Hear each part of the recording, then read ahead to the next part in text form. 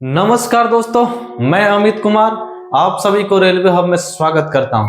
उम्मीद करता हूं दोस्तों आप जहां भी होंगे मस्त होंगे, स्वस्थ होंगे और इस रेलवे महाकुंभ की तैयारी में व्यस्त होंगे। दोस्तों आज की इस वीडियो में हम लोग बात करेंगे RRB group D reasoning strategy के बारे में, रीजनिंग की सिलेबस के बारे में। दोस्तों आज की इस वीडियो में हम लोग बात करेंगे कि हम लोगों को आरआरबी ग्रुप डी में रीजनिंग की तैयारी कैसे करना चाहिए, किस हिसाब से अपने टॉपिक्स को तैयार करना चाहिए जिससे कि हम लोग एग्जाम में ज्यादा से ज्यादा नंबर ला सकें। तो दोस्तों आज की इस वीडियो में हम लोग बात करेंगे रीजनिंग की आरआरबी ग्रुप डी की। दोस्तों रीजनिंग की बात की जाए दोस्तों तो आरआरबी ग्रुप डी में टोटल रीजनिंग से कितने क्वेश्चन पूछे जाते हैं? तो 30 क्वेश्चन पूछे जाते हैं। कितने? 30 नंबर का रीजनिंग से क्वेश्चन पूछा जाएगा। और यदि दोस्तों क्वेश्चन की वेट की बात किया जाए दोस्तों तो सबसे ज्यादा जो वेट रहता है क्वेश्चन का ग्रुप डी में, सबसे ज्यादा जो क्वेश्चन पूछे जाते हैं वो सबसे ज्यादा क्वेश्चन जो पूछे जाते हैं वो किससे पूछे जाते हैं? रीजनिंग से पूछे जाते हैं। यदि हम ग्रुप डी की सिलेबस के बारे में बात किया जाए दोस्तों तो मैथ से आपको कितना क्वेश्चन पूछा जाएगा दोस्तों? 25 क्वेश्चन। रीजनिंग से आपसे कितना क्वेश्चन पूछा जाएगा दोस्तों? 30। साइंस से कितना क्वेश्चन पूछा जाएगा दोस्तों? जनरल साइंस से तो यहाँ से आपको दोस्तों 25, और जनरल अवेयरनेस या जीके जो बोल सकते हैं वहां से कितना क्वेश्चन पूछा जाएगा दोस्तों? तो 20। तो टोटल आपका हो जाता है 100 मार्क्स। तो क्वेश्चन जो होगा आपका 100 मार्क्स। तो आप देख पाएंगे दोस्तों कि सबसे ज्यादा जो सिलेबस में सबसे ज्यादा जो क्वेश्चन पूछा गया है, सबसे ज्यादा जो क्वेश्चनों की संख्या पूछी गई है वो किस सब्जेक्ट से पूछी गई है? तो रीजनिंग से। अर्थात हम लोग कह सकते हैं यदि हमें ग्रुप डी में नौकरी लेनी है तो हमें रीजनिंग के सिलेबस से होकर ही गुजरना होगा। रीजनिंग ही वो रास्ता है जिससे आप ग्रुप डी के जॉब को प्राप्त कर सकते हैं, क्योंकि रीजनिंग की सबसे ज्यादा वेटेड एग्जाम है, सबसे ज्यादा क्वेश्चनों की संख्या। इसलिए आपको रीजनिंग के सिलेबस पर थोड़ा सा अच्छे से पकड़ बनाना है, ज्यादा ध्यान देना है दोस्तों। और दोस्तों इस बार पोस्टों की भी संख्या थोड़ी सी कम, इसलिए कंपटीशन थोड़ा टफ होगा। और जैसे दोस्तों 8वां वेतन आएगा तो आपको पता है ग्रुप डी की सैलरी भी लगभग 2 गुनी हो जाएगी। उसके बाद आपको समझ में आएगा कि ग्रुप डी की नौकरी का क्या महत्व है। दोस्तों वर्तमान में यदि बात किया जाए ग्रुप डी की सैलरी की तो लगभग 32 से 34 हजार करीब सैलरी 35 हजार तक मिलता है। कहीं कहीं दोस्तों टीए को इंक्लूड किया जाए जो आपको ट्रेवलिंग अलाउंस मिलता है तो वहां तो कभी कभी 50 हजार 45 हजार तक भी सैलरी पहुंच जाती है। लेकिन जनरली जो सैलरी ग्रुप डी में मिलता है दोस्तों वो 32 से 34 हजार रुपये आपको आपके अकाउंट में क्रेडिट होता है। लेकिन जैसे ही दोस्तों आपका 2026 में 8वां वेतन आएगा तो आपकी सैलरी करीब 55 से 60 हजार हो जाएगा।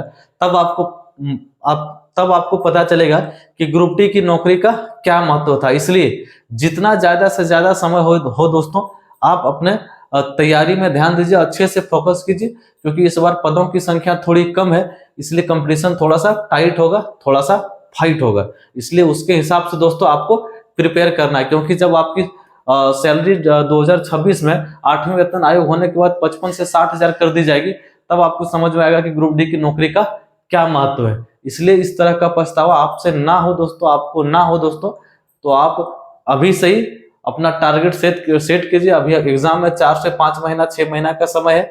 यदि आप अभी भी लगते हैं तैयारी में और मजबूती से और अच्छे से प्रिपरेशन करते हैं तो डेफिनेटली आप एग्जाम को निकाल सकते हैं। आइए दोस्तों आज हम लोग बात करेंगे रीजनिंग की टॉपिक्स के बारे में, कौन कौन से टॉपिक से क्या क्या क्वेश्चन पूछे जा सकते हैं, कौन से टॉपिक्स एग्जाम में ज्यादा महत्वपूर्ण रहेगा, कहां से किस प्रकार के क्वेश्चन पूछे जाते हैं, इन सारी बातों का चर्चा आज की इस वीडियो में करेंगे दोस्तों। तो साथ का साथ सिलेबस का भी बात करेंगे दोस्तों कि कौन कौन से चैप्टर को आरआरबी ग्रुप डी के द्वारा शामिल किया गया, क्योंकि सिलेबस बहुत जरूरी रहता है। सिलेबस से ही हमें पता चलता है कि हम लोगों का जो पढ़ाई जो है उसका स्ट्रेटेजी, उनकी रणनीति क्या होना चाहिए, उसी के अनुसार हम लोग अपना रणनीति सेट कर पाते हैं। क्योंकि विदाउट सिलेबस के नॉलेज में यदि आप तैयारी करते हैं तो वो तैयारी कोई आपको एक डिसिप्लिन तैयारी नहीं माना जाता, आपको एक अपने अंजाम को नहीं दे सकते हैं दोस्तों। तो फर्स्ट जो आपका चैप्टर दोस्तों शामिल किया गया वो कौन सा? एनालॉगिज शामिल किया गया। कौन सा दोस्तों? एनालॉगिज। तो एनालॉगिज जो चैप्टर है दोस्तों, आपका टोटल जो चैप्टर है दोस्तों वो 15 चैप्टर है दोस्तों, और 16वां नंबर में आरआरबी के द्वारा, ग्रुप डी के द्वारा, जो रेलवे के द्वारा लिख दिया गया वो ईटीसी लिख दिया कि जो बचा है उसे भी हम लोग पूछ सकते हैं। इसलिए आपको इनके अलावा जो बाकी चैप्टर बचता है उसे भी आपको तैयारी करना होगा, लेकिन इन सारे चैप्टरों पर थोड़ा सा ज्यादा फोकस करना, क्योंकि रेलवे के द्वारा इसे पूरा विस्तार पूर्वक इस चैप्टर का नाम दिया गया, इसे पूरा मेंशन किया गया। बाकी जो चैप्टर छूटता है दोस्तों उसे भी आपको पढ़नी है, उसको भी तैयार करना है, लेकिन आपको पहला प्रेफरेंस उस चैप्टर को देना जो रेलवे आरआरबी के द्वारा सिलेबस में शामिल किया गया, जिसे चर्चा किया गया सिलेबस में। तो फर्स्ट चैप्टर दोस्तों कौन सा है दोस्तों? एनालॉजी। तो यहाँ से दोस्तों आपको 1 से 2 क्वेश्चन पूछ लिया जाएगा दोस्तों, और ये बेहद आसान सा क्वेश्चन रहता है, इसे आप आराम से कर सकते हैं। इसमें बहुत ज्यादा कठिनाई की कोई सामना आपको करनी नहीं पड़ती, ये बहुत ही आसान लेवल के क्वेश्चन होते हैं। आप एनालॉजी का क्वेश्चन जो वो आराम से अच्छे तरीके से कर सकते हैं दोस्तों। नेक्स्ट चैप्टर जो आपका दोस्तों एग्जाम में शामिल किया गया वो अल्फाबेटिकल है नंबर सीरीज। तो नंबर सीरीज दोस्तों ये चैप्टर जितना आसान नाम सुनने में लगता है उतना आसान है नहीं। ये ऐसा चैप्टर जो दोस्तों जिसको आप समझ तो सकते हैं, बड़ा ही आसान रहता है, लेकिन सबसे ज्यादा जो बच्चा फंसता है वो नंबर सीरीज और अल्फाबेटिकल सीरीज में ही थोड़ा सा फंसता है। इसलिए आपको जो है दोस्तों वो सीरीज पर थोड़ा सा अच्छे से प्रैक्टिस करना है, क्योंकि सीरीज की क्वेश्चन जो एग्जाम में बहुत अच्छे क्वेश्चन पूछ लिए जाते हैं, ऐसे क्वेश्चन पूछते हैं जो आपके समझ से, कई बार ऐसा भी होता है कि जो आपके समझ से बाहर होता है। सीरीज को आप या सीरीज के क्वेश्चन को आप तभी ये अटेम्प्ट कर पाएंगे जब आप सीरीज पर बहुत ज्यादा प्रैक्टिस किए रहेंगे, बहुत ज्यादा क्वेश्चन की तैयारी किए रहेंगे। आप सीरीज के सिर्फ आप ये यदि आप चाहेंगे कि हम सीरीज के सारे टाइप को पढ़ लेंगे और हम क्वेश्चन को एग्जाम में कर पाएंगे, इसकी संभावना बहुत कम है कि आप क्वेश्चन को अटेम्प्ट कर पाएंगे।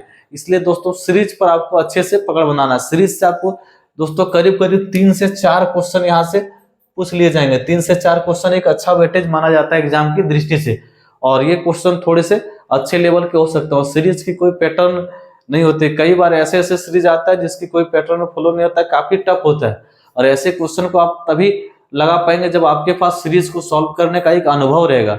जब आप लंबे समय से सीरीज में समय बिताएंगे तो आपको अपने अनुभव के द्वारा बहुत सारे ऐसे क्वेश्चन सीरीज के करेंगे, जिससे कि आप एग्जाम में अच्छे से अच्छे क्वेश्चन को भी सॉल्व कर पाएंगे और आपको सॉल्व करने में बहुत ही मदद मिलेगा। इसलिए दोस्तों सीरीज पर अच्छे से ध्यान देना है। नेक्स्ट आपका दोस्तों कौन सा?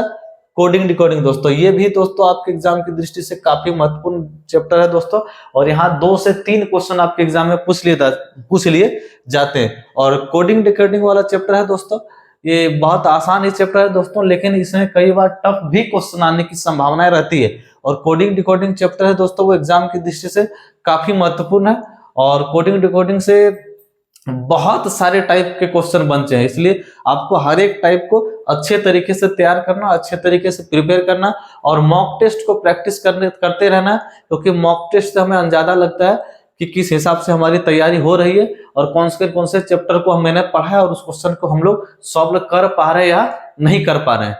क्योंकि आप सिर्फ पढ़ते रहेंगे तो आपको पता ही नहीं चलेगा आपका तैयारी किस हिसाब से चल रहा है, क्या आपकी तैयारी उस हिसाब से हो पा रही है जिस हिसाब से आप अपने आप को तैयार कर रहे हैं, जिस हिसाब से अपने आप को तैयार करना चाहिए। तो इस चीज का पता आपको तभी लगता है दोस्तों जब आप मॉक टेस्ट देते हैं। इसलिए आपको क्या करना है दोस्तों, अभी से ही आपको सप्ताह में, अभी हालांकि अभी फॉर्म भरने का स्टार्ट ही हुआ है, अब लगभग फॉर्म भरने का डेट समाप्ति होने वाला है, तो अभी आपके पास 4 से 5 महीने या 6 महीना तक का वक्त है। आप आराम से दोस्तों ये शुरू में अभी जो है वो आप सप्ताह में 2 से 3 टेस्ट मॉक टेस्ट लगा सकते हैं। उसके बाद जैसे जैसे आपका एग्जाम नजदीक आएगा, जब आपका एग्जाम की डेट आ जाएगी, उसके बाद आपको क्या करना, मॉक टेस्ट की संख्या जो वो धीरे धीरे इंक्रीज करना है, धीरे धीरे बढ़ाना है दोस्तों। अभी आपको टारगेट रखना है कि सप्ताह में 2 से 3 मॉक टेस्ट को देना है, और आपको उसको क्या करना है दोस्तों, आपको उसको एनालाइज भी करना है कि आपने उस चैप्टर का क्वेश्चन कर पाया जो आपने पढ़ ली थी।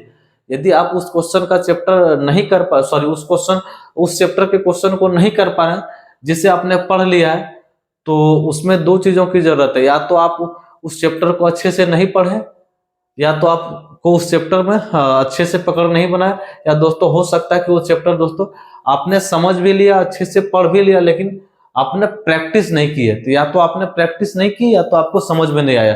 तो दोनों में से जो भी प्रॉब्लम है दोस्तों, आपको उसके हिसाब से उस चैप्टर को फिर से प्रिपेयर करना है, क्योंकि आपकी जो तैयारी है वो अभी से शुरू हुई है। अभी आपके पास समय है 5 से 6 महीना का, इसलिए अभी आप किसी भी चैप्टर को टाल नहीं सकते, हर एक चैप्टर को आपको दोस्तों अच्छे से प्रिपेयर करना है।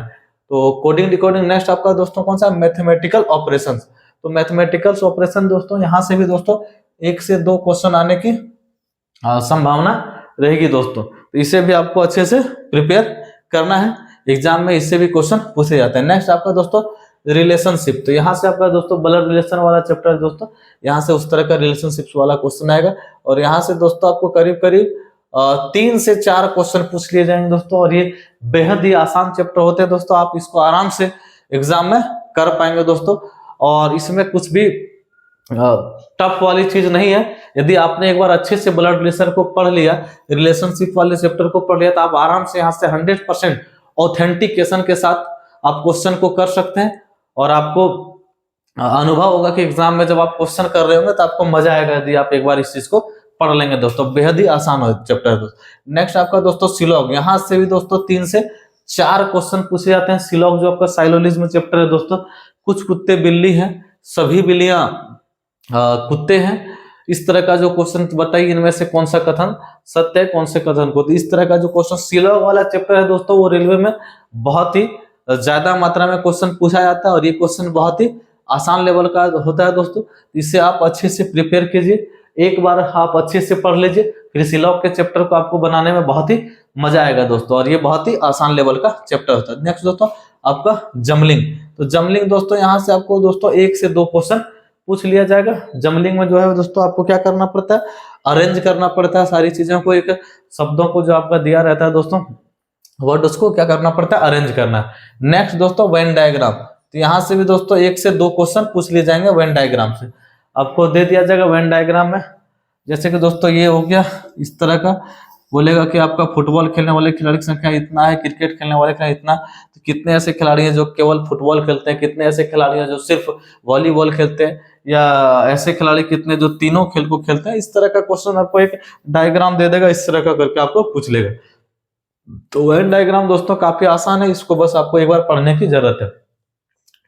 नेक्स्ट दोस्तों कौन सा, डेटा इंटरप्रिटेशन एंड सफिशियंसी, तो ये वाला चैप्टर जो दोस्तों है आपका डीआई वाला चैप्टर, और यहाँ आपका दोस्तों 3 से 4 क्वेश्चन आपको पूछ लिया जाएगा दोस्तों, डेटा इंटरप्रिटेशन एंड सफिशियंसी। दोस्तों कई ऐसे एग्जाम में इसे डीआई जो चैप्टर जैसे मैथ के सिलेबस में शामिल किया जाता है, तो कई ऐसे एग्जाम में इसे रीजनिंग के सिलेबस में शामिल किया जाता है दोस्तों। यदि हम लोग बात करें आरआरबी ग्रुप डी की, तो ग्रुप डी में इसे किस में शामिल किया गया दोस्तों, इसे रीजनिंग के चैप्टर में शामिल किया गया है। तो डीआई वाला चैप्टर है दोस्तों, यहाँ से आपको अच्छे खासे क्वेश्चन पूछ लिए जाएंगे, 3 से 4 क्वेश्चन पूछ लिए जाएंगे। तो डीआई को हो सकता है 3-4 से ज्यादा 5-6 भी पूछा जा सकता है, इसलिए आपको डीआई को अच्छे से प्रिपेयर करना पड़ेगा दोस्तों। और कई बार यहाँ काफी कैलकुलेशन क्वेश्चन भी आ जाता है, काफी लॉजिकल क्वेश्चन भी आने की संभावनाएं रहती है। आने की संभावना ही नहीं बल्कि दोस्तों ग्रुप डी के द्वारा कई ऐसे क्वेश्चन डीआई के पूछे गए जो अच्छे सीजीएल या आप बात कर लें, या आपका एनटीपीसी के एग्जाम की बात कर लें, या अदर कोई बड़े एग्जाम की बात कर लें, उसमें भी उस लेवल का डीआई नहीं पूछा गया जैसे कि आपका ग्रुप डी के एग्जाम में पूछ लिया गया था दोस्तों। इसलिए डीआई वाले चैप्टर को आपको हल्के में नहीं लेना है, डीआई के ज्यादा से ज्यादा जितना क्वेश्चन हो सके दोस्तों आपको अटेंड करना है, और ज्यादा से ज्यादा क्वेश्चन को आपको प्रैक्टिस करना है, क्योंकि यहाँ से एक अच्छा खासा क्वेश्चन 3 से 4 या 5 क्वेश्चन पूछने की संभावनाएं रहती है दोस्तों। नेक्स्ट आपका दोस्तों कौन सा है, तो कंक्लूजन है डिसीजन मेकिंग। तो डिसीजन मेकिंग दोस्तों यहाँ से भी दोस्तों 2 से 3 क्वेश्चन पूछ लिया जाएगा। डिसीजन मेकिंग का क्वेश्चन जो है दोस्तों वो थोड़ा सा आपका एक पैराग्राफ टाइप का रहेगा, आपको कुछ पैराग्राफ दिया रहेगा, कुछ किसी व्यक्ति के बारे में उसकी एलिजिबिलिटी जो रहता है दोस्तों, उसकी क्षमता जो रहती है उसको दिया रहता है दोस्तों। उसमें से पूछता है कि आप बताइए इस एग्जाम के लिए क्या ये बच्चा जो है वो, या इस पोस्ट के लिए बच्चा सिलेक्टेड है या नहीं है। यदि नहीं है, यदि उसमें बोला जाता है कि यदि वो व्यक्ति के अंदर ये कमी है तो उसको डायरेक्टिव लेवल के अंदर भेजा, उसके अंदर ये कमी है तो उसको जनरल मैनेजर के पास भेजा जाएगा। यदि जनरल मैनेजर उसे पारित करता है तो इसे पोस्ट में रख लिया जाएगा। तो इस तरह का क्वेश्चन जो है दोस्तों वो डिसीजन मेकिंग में पूछा जाता है। और ये भी चैप्टर दोस्तों वो बैंकिंग का चैप्टर, लेकिन ग्रुप डी में भी इसे शामिल किया गया। और ये भी दोस्तों काफी आसान लेवल का होता है दोस्तों, लेकिन ये टाइम टेकन चैप्टर है, थोड़ा सा लंबा क्वेश्चन होगा, पैराग्राफ टाइप का क्वेश्चन होगा दोस्तों, थोड़ा सा लंबे पूछा जाएगा, लंबा क्वेश्चन पूछा जाएगा, आपको उस हिसाब से अपने आप को प्रिपेयर करना है। और सबसे दोस्तों जो ज्यादा एग्जाम में मायने रखता है वो टाइम को मैनेजमेंट के साथ क्वेश्चन को बनाना है। सिर्फ क्वेश्चन को बनाने आता है, इसमें आपकी कोई बहादुरी नहीं है। आप कंपटीशन के एग्जाम में बहादुर आप तब माने जाएंगे जब आप समय की महत्वता को देखते हुए आप क्वेश्चन को सॉल्व करेंगे, तब जाकर आपकी एग्जाम निकल पाएगी और उसके तभी आप विजयी माने जाएंगे एग्जाम में। इसलिए दोस्तों आपको टाइम का भी ख्याल रखते हुए उसके हिसाब से आपको हर एक चैप्टर को प्रिपेयर करना है और उसके हिसाब से मॉक टेस्ट को प्रैक्टिस करना है। नेक्स्ट आपका दोस्तों कौन सा, सिमिलैरिटीज एंड डिफरेंसेस। तो आपका जो है दोस्तों क्या क्या समानताएं और क्या क्या भिन्नताएं हैं, 4 आपको ऑप्शन दे दिया जाएगा। यहाँ भी दोस्तों 1 से 2 क्वेश्चन पूछ लिया जाएगा, 4 ऑप्शन दिया जाएगा, उसमें से 3 ऑप्शन समान टाइप का रहेगा, 1 अलग रहेगा। तो इस तरह का क्वेश्चन और डिफरेंस वाला जो है इस तरह का क्वेश्चन पूछा जाता है। ये भी क्वेश्चन काफी आसान होता है, आपको प्रैक्टिस करने की जरूरत रहती है। नेक्स्ट दोस्तों एनालिटिकल रीजनिंग। तो यहाँ से भी दोस्तों 1 से 2 क्वेश्चन पूछा जाएगा। ये भी दोस्तों ठीक ठाक चैप्टर है, आपको दोस्तों आसान है, बहुत ज्यादा टफ नहीं है। यहाँ से भी 1 से 2 क्वेश्चन आपको एग्जाम में पूछ लिए जाएंगे, उस हिसाब से आपको प्रैक्टिस करना है। नेक्स्ट आपका दोस्तों कौन सा, क्लासिफिकेशन। तो क्लासिफिकेशन से भी दोस्तों आपको 1 से 2 क्वेश्चन पूछ लिया जाएगा, इसे भी थोड़ा सा आपको ध्यान देना उसके हिसाब से। क्लासिफिकेशन में दोस्तों बहुत सारा जीके का भी कई क्वेश्चन जो है इस तरह का क्वेश्चन को भी शामिल कर सकता है और पूछ सकता है। दोस्तों आपको क्या करना है, किसी भी 4 या इस तरह का सवाल देगा उसको आपको क्लासिफाई करना है। ये भी क्वेश्चन बेहद आसान होता है दोस्तों, बस आपको प्रैक्टिस की जरूरत है। और मॉक टेस्ट को आप जब लगाएं, 3 सारे चैप्टर को आप जब मॉक टेस्ट को लगाएंगे तो उसके हिसाब से मॉक टेस्ट से भी आपको काफी प्रैक्टिस हो जाएगा, जिससे कि आप एग्जाम में बहुत आसानी से कर पाएंगे। नेक्स्ट दोस्तों कौन सा, डायरेक्शन। तो आपका दिशा वाला जो दोस्तों है वो भी चैप्टर है, 1 से 2 क्वेश्चन यहाँ से भी आपको दिशा वाला डायरेक्शन वाला हो सकता है, 1 से 2 या 2 से 2 काफी है, उससे ज्यादा क्वेश्चन पूछने की संभावना नहीं होगी। और डायरेक्शन दिशा वाला जो चैप्टर है दोस्तों वो काफी आसान है, फॉर्मूला बेस्ड है, कई सारे क्वेश्चन फॉर्मूला बेस्ड भी बनता है, आपका राइट एंगल ट्रायंगल समकोण त्रिभुज के आधार पर भी बनता है। तो उस तरह का फॉर्मूला बेस्ड क्वेश्चन को थोड़ा सा आपको प्रैक्टिस कर लेना। और डायरेक्शन चैप्टर बहुत ही आसान माना जाता है, बहुत ज्यादा टफ नहीं माना जाता है, तो आप एक बार प्रैक्टिस कर लेंगे तो आसानी से इस क्वेश्चन को आप कर पाएंगे दोस्तों। नेक्स्ट आपका दोस्तों का स्टेटमेंट, आर्ग्यूमेंट एंड अजम्पशन। तो आपका कथन तर्क वाला जो चैप्टर है दोस्तों, इसमें आपको 5-6 चैप्टर जितना भी दोस्तों सारे के सारे चैप्टर को आपको प्रैक्टिस कर लेना है, क्योंकि लास्ट में ग्रुप डी के द्वारा ETC भी लिखा गया, इसलिए वो सारे के सारे कथन कारक वाला जो क्वेश्चन है दोस्तों, कथन पूर्वधारणा, कथन तर्क, कथन निष्कर्ष वाला जो चैप्टर है दोस्तों, सारे के सारे चैप्टर को दोस्तों आपको प्रैक्टिस कर लेना, क्योंकि सारे के सारे चैप्टर से कंक्लूजन ऑलरेडी देखिए दोस्तों यहाँ दे के रखा है, इसलिए आपको दोस्तों सारे के सारे इस चैप्टर को प्रैक्टिस कर लेना है। यहाँ से दोस्तों 3 से 4 क्वेश्चन एग्जाम में पूछने की संभावना है, और ये क्वेश्चन थोड़ा सा एग्जाम में आपके फंसने की संभावनाएं रहती है, इसलिए इसको आप जितना प्रैक्टिस करेंगे उतना आपको एग्जाम में फंसने की कम संभावनाएं रहेगी, और आप उसके उतना ही ज्यादा आप कॉन्फिडेंस इस क्वेश्चन को बनाने में कॉन्फिडेंस मिलेगा। जितना आप प्रैक्टिस करेंगे, जितना कम आपकी प्रैक्टिस होगी उतना ही ज्यादा कम आपको कॉन्फिडेंस मिलेगा इस क्वेश्चन को सॉल्यूशन सॉल्व करने में, इसको बनाने में। इसलिए आप जितना ज्यादा से ज्यादा क्वेश्चन हो सके इस चैप्टर से दोस्तों प्रैक्टिस कीजिए। इस हिसाब से आपका सिलेबस था दोस्तों RRB ग्रुप डी रीजनिंग का। इस हिसाब से आप अपना RRB ग्रुप डी रीजनिंग का प्रिपरेशन कर सकते हैं और तैयारी कर सकते हैं। आपके पास समय है 4 से 5 महीना 6 महीना का, आराम से हर एक चैप्टर को अच्छे से प्रिपेयर कीजिए, मॉक टेस्ट को लगाते रहिए, अपने तैयारी को गति देते रहिए। मिलते हैं दोस्तों अगले वीडियो में, तब तक के लिए बहुत बहुत धन्यवाद। जय हिंद, वंदे मातरम। आपका दिन शुभ हो। Thank you.